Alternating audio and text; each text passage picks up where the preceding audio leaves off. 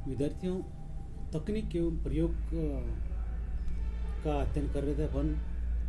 इसी कड़ी में आज है जल रंग water colour painting. Water colour को पेंटिंग में किस प्रकार प्रयोग किया जाता है, किस प्रकार प्रयोग करेंगे, किन किन पेपर हो चाहे कैनवास हो आदि पर किस प्रकार प्रयोग करेंगे और किसके द्वारा प्रयोग किया जाता है आदि पर आज चर्चा करते हैं। जल रंग चित्र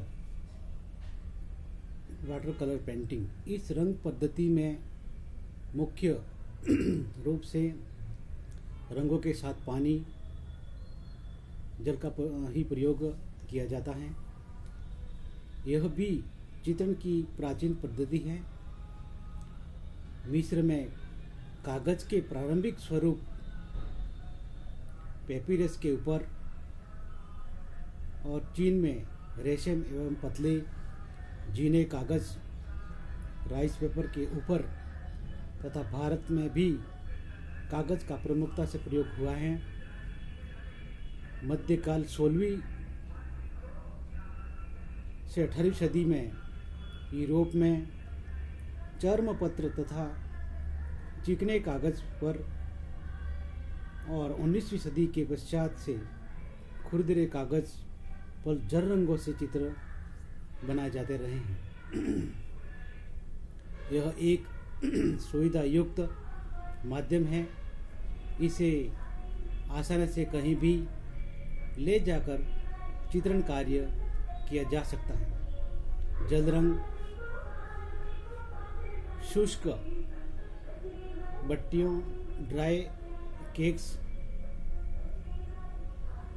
आर्द्र रूप ट्यूब कलर एवं बोतल में उपलब्ध होते हैं, जिन्हें पानी में घोल कर प्रयुक्त किए जाते हैं। ब्रश जल रंगों के लिए सेबल के बाल की ब्रश सबसे अच्छी मानी जाती है।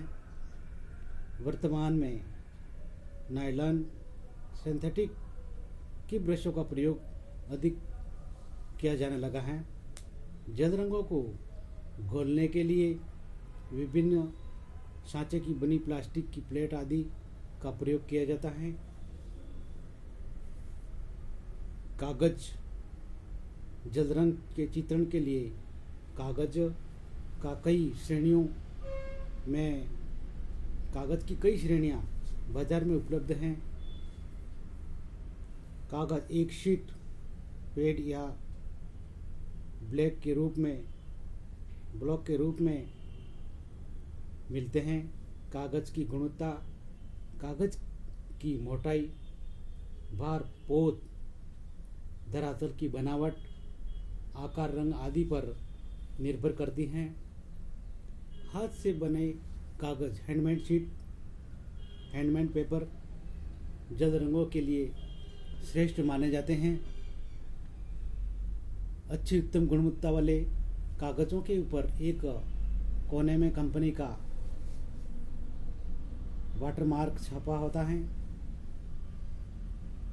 उस मार्क वाली सतह पर जल रंग से चित्रण कार्य किया जाता है। आज भारत में भी विभिन्न कंपनियां विविध प्रकार के हैंडमेड पेपर शीट्स बनाती हैं। चित्रण की विधि। सर्वप्रथम कागज के ऊपर पेंसिल या हल्के रंगों से ब्रश द्वारा विषय वस्तु का रेखांकन किया जाता है। जल रंगों को पतला पारदर्शी लगाया जाता है, इसलिए प्रारंभ में हल्के तथा पश्चात में क्रमशः गहरे रंग की टोन लगाई जाती है। इस रंग विधि में तेल रंग की तरह गहरे रंगों पर हल्के रंग नहीं लगाए जा सकते हैं। रंग लगाते समय विशेष सावधानी रखी जाती है। जल रंग में हल्के से गहरे में क्रमशः पतले रूप में लगाया जाता है, जिससे ऊपर व नीचे लगाए रंग का मिश्रण प्रभाव दिखाया जा सकता है। जल रंग पद्धति में सफ़ेद रंग नहीं मिलाया जा सकता है। रंगत को हल्का करने के लिए पानी से रंग को पतला किया जाता है। चित्र में सफ़ेद वाले भाग पर रंग नहीं लगाया जाता है, सफ़ेद कागज ही छोड़ दिया जाता है। जल रंग विधि में गलती होने पर तेल की तरह इसे सुधारा नहीं जा सकता, अतः इसलिए पूर्व में ही निर्धारित कर रंग का प्रयोग किया जा सकता है। चित्रण के लिए पेंसिल या हल्के रंग द्वारा सीमा निर्धारण किया जाता है। गलती से लगे रंग धब्बे या रंग को हटाने के लिए ब्रश से गीला कर हल्का रगड़कर शाही शौक से रंग को सोख कर हल्का किया जा सकता है। जल रंग पद्धति में कागज का पारदर्शी रंगों में से दिखाई देना अच्छा माना जाता है। यह अन्य रंग चित्रण माध्यम से प्राप्त नहीं किया जा सकता। यही वाटर कलर की विशेषता है। अब आगे है अपारदर्शी रंग, पोस्टर कलर। अपारदर्शी रंगों को प्रयोग करने की चित्रण विधि को गौश कहा जाता है। इस विधि में रंगों की टोनों को हल्का करने के लिए सफ़ेद रंग निर्मिश्रित किया जाता है। पोस्टर कलर में सफ़ेद कलर है मिश्रित किया जा सकता है, जिससे रंगों की पारदर्शिता भी समाप्त हो जाती है। इस पद्धति में गहरे रंगों के ऊपर हल्के रंगों की अपारदर्शी परत लगाई जा सकती है, जिससे नीचे का रंग दिखाई नहीं देता है। इस विधि या इस पद्धति में चित्र के सफ़ेद वाले भाग में सफ़ेद रंग ही लगाया जाता है। वर्तमान में इसे टेम्परा पद्धति भी कह सकते हैं।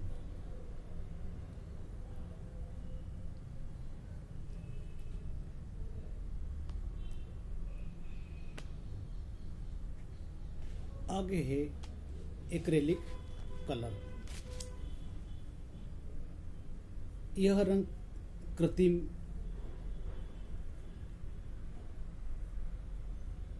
शल से बनाया जाता है, अत्यंत ही स्थायी होते हैं। एक्रेलिक कलर यह नवीन और अत्याधुनिक चित्रण माध्यम रंग है।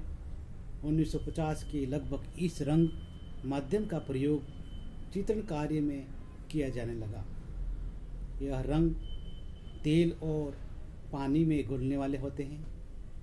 चित्रण के लिए विभिन्न धरातलों जैसे कैनवास, कागज़, भित्ति, लकड़ी आदि के ऊपर जल रंगों का प्रयोग अधिक होने लगा।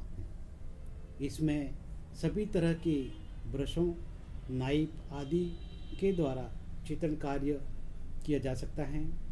इन रंगों की अलग ही विशेषता है। ये रंग तीव्रता से सूखते हैं, जिससे चित्रकार को तत्काल फायदा होता है और इन्हें कैनवास पर अधिक प्रयोग किया जाता है।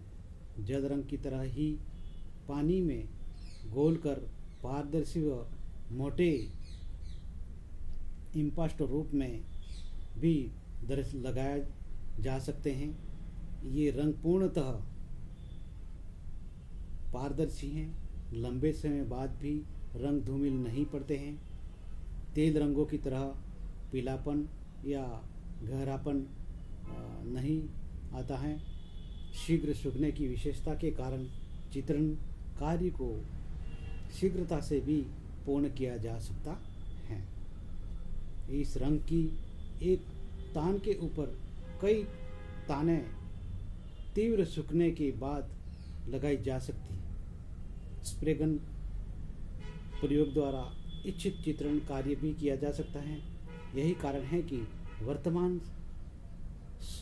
समसामयिक कलाकारों द्वारा इन रंगों को अधिक प्रयोग और पसंद किया जाने लगा है। विद्यार्थियों, तकनीक एवं प्रयोग